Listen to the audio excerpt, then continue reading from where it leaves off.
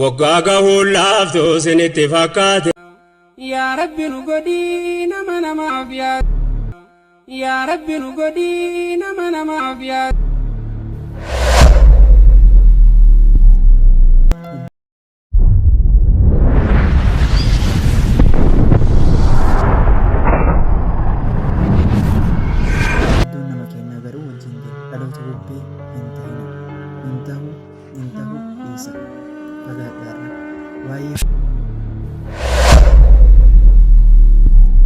في عيد الفطر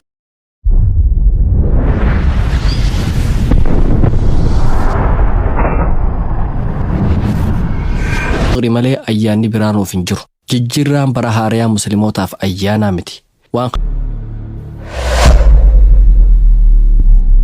namni nama gammachiisuuf waa godhu faayidaa addunyaa gabaabduu hawwusan nu margata nuti muslimaan rasuulii sallallahu alayhi wa sallam dubbii gabaabduu nuuf dhaaman nuti ayyaana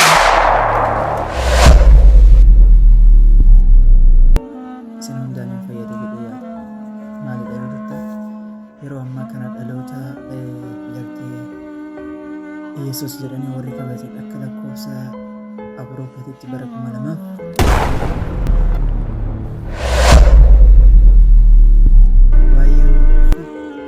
waa'ee qabatee fide maal akka ta'e ifirraa bara akkamatti kaatanii ittiin seenu wanti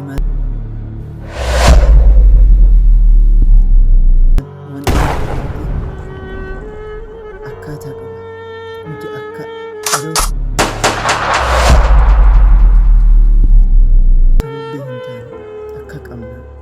deemnu bee kanaaf yoo qoleewwan ifirraa baraa waan tokko ka'a ta'uu akkami jireenya keessan miidha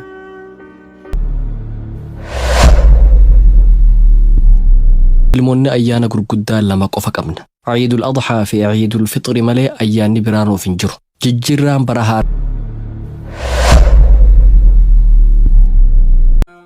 يا رب نقدي نما أبيات